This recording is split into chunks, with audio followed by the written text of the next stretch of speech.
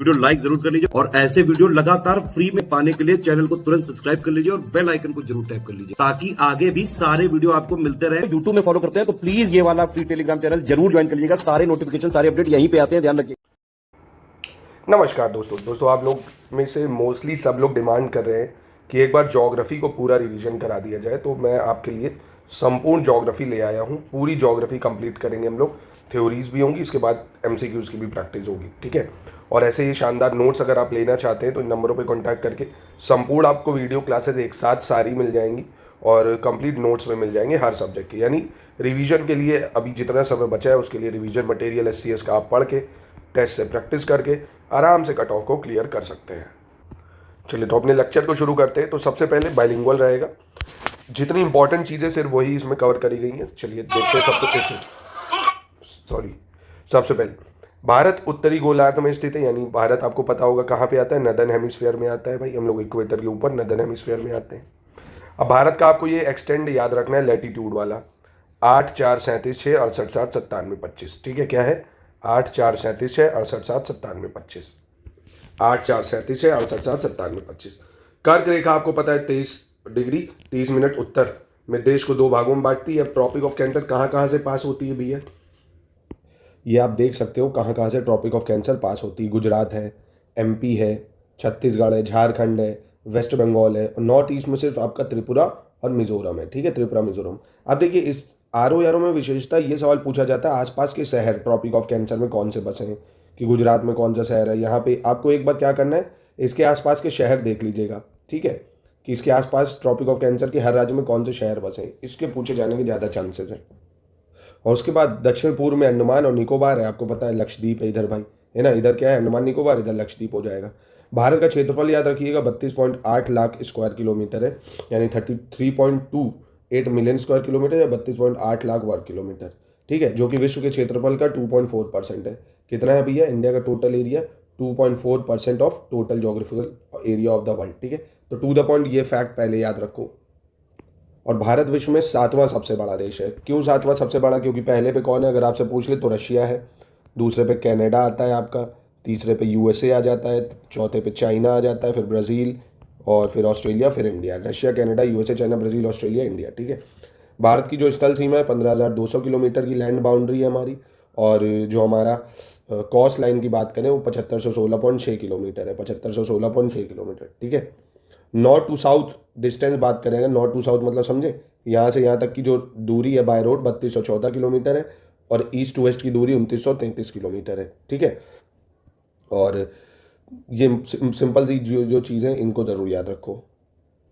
उसके बाद ये आपको पता है पश्चिम में अरब सागर है, पूर्व में बंगाल की खाड़ी भाई, है ना। इधर अरेबियन सी है, इधर क्या है, बे ऑफ बंगाल है। गुजरात और अरुणाचल प्रदेश के बीच में जो टाइम का डिफरेंस है वो 2 घंटे का है। कितने घंटे का है? 2 घंटे का है। और जो टाइम मेरिडियन है, यानी माना क्या में उत्तर है, वो 82 डिग्री 30 मिनट ईस्ट, इससे पास होती है उत्तर प्रदेश के मिर्ज़ापुर से, उत्तर प्रदेश के मिर्ज़ापुर से, ठीक है। और भारत का जो दक्षिणतम बिंदु है यानी सदर्न मोस्ट पॉइंट है वो इंदिरा पॉइंट है। कौन सा है? इंदिरा पॉइंट है, जो कि ग्रेट निकोबार में है, 6 डिग्री 45 मिनट नॉर्थ लैटिट्यूड, ठीक है। याद रखिएगा इसको, जो पहले इसका नाम था पिग्मेलियन पॉइंट था, बाद में इसका नाम इंदिरा पॉइंट करा गया। तो भारत का दक्षिणतम बिंदु का लैटिट्यूड भी याद रखो। और भारतीय संघ राज्य का सबसे दक्षिणी बिंदु कौन सा है? इंदिरा बिंदु कहा जाता है इसे। वर्ष 2004 में सुनामी लहरों के कारण समुद्र में डूब गया था, ठीक है। तो दक्षिणतम बिंदु कौन सा है? Southern most point great Nicobar में इंदिरा पॉइंट, ठीक है। और एक सेकेंड, इसके बाद ये जो 9 डिग्री चैनल है बहुत इंपॉर्टेंट है। 9 डिग्री चैनल मिनिकॉय और लक्षद्वीप के बीच में है। किसके बीच में 9 degree channel? Minicoy Lakshadweep, Minicoy Lakshadweep. 8 degree channel किसके बीच में आता है? 8 डिग्री चैनल आता है मालदीव और मिनिकॉय के बीच में। 10 डिग्री चैनल किसके बीच में आता है? लिटिल अंडमान और निकोबार के बीच में। आइए मैप देख लेते हैं। तो आप इस इमेज में देखिए, ये जो मालदीव दिख रहा है आपको, ये मालदीव और ये जो मिनिकॉय आइलैंड है इसके बीच में 8 डिग्री चैनल, ठीक है। मालदीव मिनिकॉय के बीच में 8 डिग्री है, मिनिकॉय और लक्षद्वीप के बीच में 9 डिग्री है, मिनिकॉय लक्षद्वीप के बीच में 9 डिग्री है। ऐसे ही निकोबार आइलैंड और लिटिल अंडमान, निकोबार और लिटिल अंडमान के बीच में 10 डिग्री चैनल है। और डंकन पास जो है ये पड़ता है लिटिल अंडमान और साउथ अंडमान के बीच में, ये डंकन पास, ठीक है। Duncan pass, south Andaman, little Andaman, 10 degree Nicobar और लिटिल अंडमान, ठीक है। बहुत इंपॉर्टेंट है, आपको मिलान में आ सकता है। उसके बाद भारत का जो सबसे उत्तरी बिंदु यानी जो नदर्न मोस्ट पॉइंट है वो कौन सा? इंदिरा कॉल है, इंदिरा कॉल यानी नदर्न मोस्ट पॉइंट यहाँ की बात कर रहा है। इंदिरा कॉल है। ईस्टर्न मोस्ट पॉइंट की बात करें तो ये है अरुणाचल प्रदेश में। वेस्टर्न मोस्ट की बात करें तो गुजरात में, यानी ईस्टर्न मोस्ट सबसे पूर्वी बिंदु किबीथू है अरुणाचल प्रदेश में, पश्चिमी बिंदु गुहार मोती है गुजरात के कच्छ में, ठीक है, और याद रखिएगा इसको। अब भारत में 28 राज्य और 8 यूनियन टेरिटरीज हैं, आपको पता ही है, ठीक है। जनसंख्या की दृष्टि से देखें तो भारत विश्व में प्रथम स्थान पर है, चीन अब विश्व का दूसरे स्थान पर है, ठीक है, भारत नंबर 1 पे आ चुका है।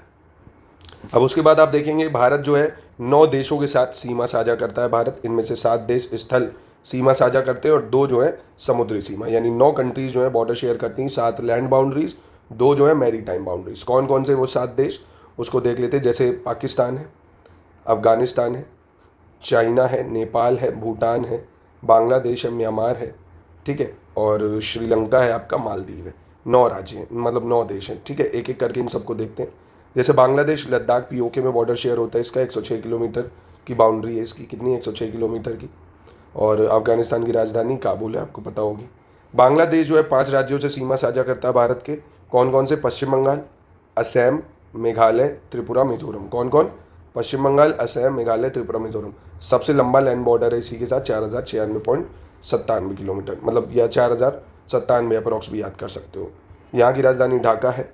और भूटान सीमा साझा करता है सिक्किम से, पश्चिम बंगाल, असम, अरुणाचल प्रदेश। भूटान किससे बॉर्डर शेयर करता है? सिक्किम, वेस्ट बंगाल, असम, अरुणाचल प्रदेश। छोटा बॉर्डर है इसका, 699 किलोमीटर है। देखिए कई बार क्या होता है ना, ये जो क्रम है इसमें बॉर्डर को बड़े से छोटे में लगाने को भी आ जाता है, बड़े से छोटे में लगाएं या छोटे से बड़े में लगाएं, है ना। तो इसलिए थोड़ा आपको इसका आइडिया होना चाहिए कि भूटान से कितना बॉर्डर है, म्यांमार से कितना है। ये चीन का बॉर्डर 3488 है, यानी दूसरे नंबर पे आता है बांग्लादेश के बाद चीन का बॉर्डर। हिमाचल प्रदेश, उत्तराखंड, सिक्किम, अरुणाचल प्रदेश और लद्दाख से बॉर्डर शेयर करता है। म्यांमार करेगा अरुणाचल प्रदेश से, नागालैंड से, मणिपुर से और मिजोरम से। 1643 किलोमीटर का बॉर्डर है इसका, ठीक है, तो इसको आपको याद रखना है।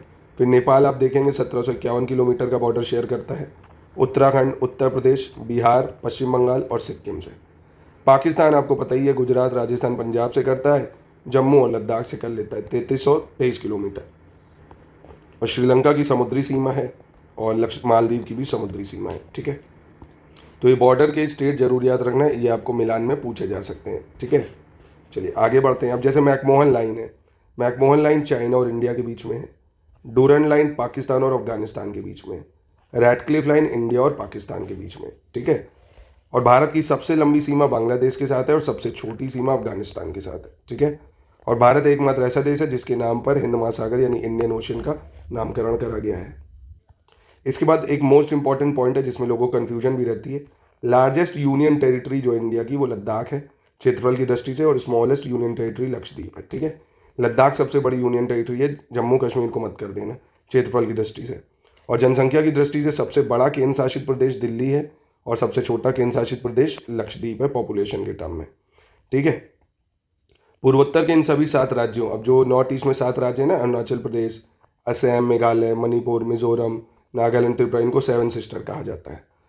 और राज्य और केंद्र शासित प्रदेशों में पुडुचेरी एक ऐसा केंद्र शासित प्रदेश है जो 3 राज्यों में फैला है। पुडुचेरी कहाँ फैला हुआ है? 3 राज्यों में फैला हुआ है। एक तो आंध्र प्रदेश में फैला है। आंध्र प्रदेश में कौन सा उसका वो पड़ता है डिस्ट्रिक्ट? एक तरह से यनम पड़ता है आंध्र प्रदेश में, कराईकाल पड़ता है तमिलनाडु में, माहे पड़ता है केरल में, ठीक है। तो ये मिलान में आपसे आ सकता है, पूछ सकता है। यनम कहाँ है? आंध्र प्रदेश में यनम है और कराईकाल में आपका तमिलनाडु है, मतलब तमिलनाडु में कराईकाल है, और केरल में आपका माहे है, ठीक है। माहे केरल, कराईकाल तमिलनाडु, यनम आंध्र प्रदेश। उसके बाद देख कह रहे हैं भारत में मतलब पाकिस्तान और बांग्लादेश जो है इसके साथ जो सीमाएं कृत्रिम है, मतलब नेचुरल नहीं है, हमने ही बनाई है ना भाई बॉर्डर को। बाकी इन सब के जो बॉर्डर है ये नेचुरल बॉर्डर थे, ठीक है। अब ये मैं आपको बता ही चुका हूँ, कर्क रेखा भारत के 8 राज्यों से गुजरती है, जैसे गुजरात, जसदन एरिया, राजस्थान, कलिंजर एरिया, मध्य प्रदेश, शाजापुर पड़ेगा पास में, छत्तीसगढ़ है, झारखंड है, पश्चिम बंगाल है, त्रिपुरा, मिजोरम, 8 राज्यों से पास होती है। और कर्क रेखा के उत्तर का जो क्षेत्रफल है इसके दक्षिण में स्थित क्षेत्रफल का लगभग 2 गुना, यानी area of north of Tropic of Cancer is twice than area of lies in south, यानी नॉर्थ में ज़्यादा एरिया है, साउथ में कम है। और सिक्किम प्रदेश की सीमाएं 3 देशों नेपाल, भूटान और चीन से मिलती है ना। सिक्किम ऐसा राज्य है जो 3 देशों से बॉर्डर शेयर करता है, नेपाल, भूटान, चाइना। अब इसके बाद ये भारत के 28 राज्य हैं, इनका आपको राजधानी कम से कम याद होनी चाहिए, है ना, और सबसे बड़े राज्य का क्रम थोड़ा सा पता हो। जैसे आप देखेंगे सबसे बड़ा राज्य कौन सा है, तो प्रेजेंट में सबसे बड़ा राज्य आप देखेंगे राजस्थान आता है नंबर 1 पे, दूसरे पे आपका MP आ जाता है, तीसरे पे महाराष्ट्र आ जाता है, चौथे पे उत्तर प्रदेश आ जाता है ना। पहले आंध्र प्रदेश था, अब जब आंध्र प्रदेश तेलंगाना अलग हो गया तो अब नहीं है। 4 तो आपको पता हो। राजस्थान की राजधानी जयपुर, MP की भोपाल, महाराष्ट्र की मुंबई है, उत्तर प्रदेश की लखनऊ, गुजरात की राजधानी गांधीनगर, कर्नाटक की बेंगलुरु, और उसके बाद उड़ीसा की भुवनेश्वर, छत्तीसगढ़ नया रायपुर, चेन्नई तमिलनाडु की है, पटना बिहार की, पश्चिम बंगाल कोलकाता, अरुणाचल प्रदेश ईटानगर, झारखंड की रांची, असम की दिसपुर, हिमाचल प्रदेश शिमला, उत्तराखंड देहरादून, पंजाब चंडीगढ़, हरियाणा भी चंडीगढ़, केरल तिरुवनंतपुरम, मेघालय शिलोंग, मणिपुर इम्फाल, मिजोरम ऐजावल, नागालैंड कोहिमा, त्रिपुरा अगरतला, सिक्किम गैंगटॉक, गोवा पणजी, तेलंगाना हैदराबाद। उसके बाद सवाल को कैसे निकाला जाता है, आइए उसको देखते हैं। जैसे केंद्र शासित प्रदेश है, पहले तो इनकी राजधानी याद रखो, अंडमान निकोबार पोर्ट ब्लेयर है, चंडीगढ़ की चंडीगढ़ है, दादर नागर हवेली दमन दीव दमन है, दिल्ली की दिल्ली है, लक्षद्वीप की कावर आती है, पुडुचेरी पुडुचेरी है, जम्मू कश्मीर श्रीनगर लद्दाख ले। अब इनमें सबसे बड़ी UT कौन सी है, तो आपको दिख रहा है सबसे बड़ी UT लद्दाख है, दूसरे नंबर पे आएगा आपका जम्मू कश्मीर, तीसरे पे आएगा आपका अंडमान निकोबार, है ना। ऐसे क्रम में भी पूछ सकता है आपसे। अब इनमें से सबसे जो ज़्यादा जिले हैं वो कहाँ पे हैं, ऐसे पूछ लिया अगर, तो जम्मू कश्मीर में सबसे ज़्यादा जिले हैं, ठीक है, जम्मू कश्मीर में सबसे ज़्यादा जिले हैं, ठीक है। बस इतने से काम बन जाएगा आपका। अब भारत की कोस्ट लाइन यानी तट रेखा देखते हैं। गुजरात सबसे लंबी तट रेखा किसकी है, गुजरात की है सबसे लंबी तट रेखा। दूसरे नंबर पे कोस्ट लाइन आता है आंध्र प्रदेश की, है ना, भारत का दूसरा सबसे लंबा तटीय राज्य है आंध्र प्रदेश, ठीक है। तीसरे नंबर पे तमिलनाडु है, चौथे पे महाराष्ट्र है। ये क्रम आपको याद रखना पड़ेगा क्योंकि ये कई बार एग्जाम में क्रम में लगाने को आया है कि बड़े से छोटे है, छोटे से बड़े में लगाओ। तो सबसे बड़ी कोस्ट लाइन है गुजरात की, फिर आंध्र प्रदेश की है, तमिलनाडु की है, मैप से चाहे तो याद कर लो, गुजरात की सबसे बड़ी है, फिर आंध्र प्रदेश की आप देखेंगे सबसे बड़ी है, तमिलनाडु तीसरे नंबर पे आता है, महाराष्ट्र चौथे पे आता है, फिर केरल आता है, ठीक है। उसके बाद उड़ीसा है 476, कर्नाटक 280 है, गोवा दमन दीव 160 ही आता है, पश्चिम बंगाल 157, सबसे छोटी कोस्ट लाइन पुडुचेरी की है 30, लक्षद्वीप की 132 है, और UT में अगर देखेंगे तो अंडमान निकोबार सबसे ज़्यादा है 1962। अंडमान निकोबार की UT में सबसे ज़्यादा 1962, और राज्य की दृष्टि से सबसे ज़्यादा बड़ी कोस्ट लाइन है गुजरात की, ठीक है।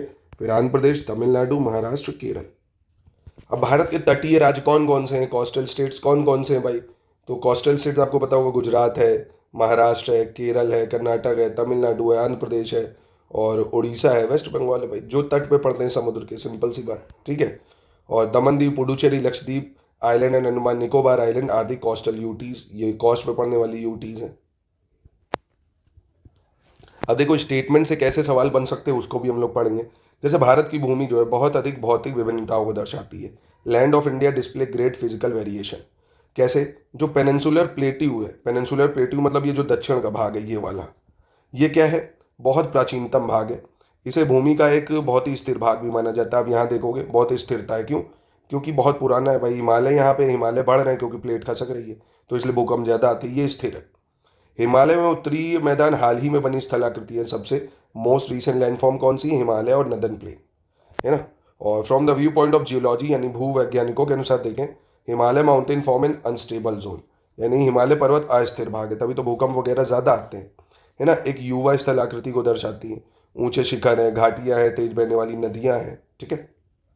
उसके बाद कह रहा है जो नदन प्लेन्स है जहाँ गंगा नदी बहती है, ये अलूवियल डिपॉजिट बनाते हैं। अलूवियल डिपॉजिट जो गंगा नदी अपने साथ मिट्टी वगैरह लेके आती है वो, है ना। और the peninsular plateau is composed of igneous and metamorphic rock with gently rising hills and wide valley. बहुत इंपॉर्टेंट है, स्टेटमेंट बेस्ड सवाल पूछ सकता है कि जो उत्तरी मैदान है वो जलोढ़ निक्षेपों से बना है।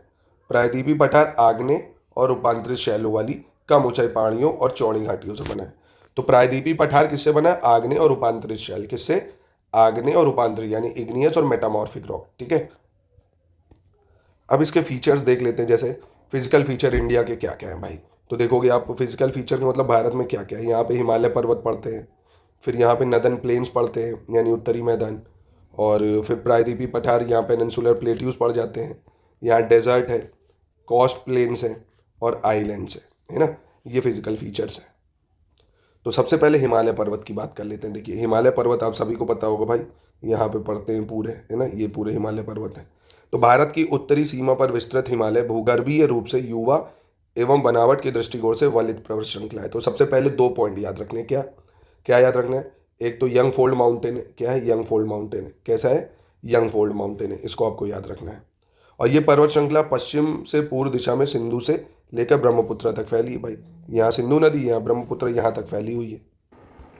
और हिमालय विश्व की सबसे ऊंची पर्वत श्रेणी है, क्योंकि यहीं पे देखोगे माउंट एवरेस्ट भी है जो कि सबसे ऊंचा है, ठीक है। और एक अत्यधिक असम अवरोधों में से एक है, यानी Himalaya represent the loftiest and one of the most rugged mountain barriers of the world.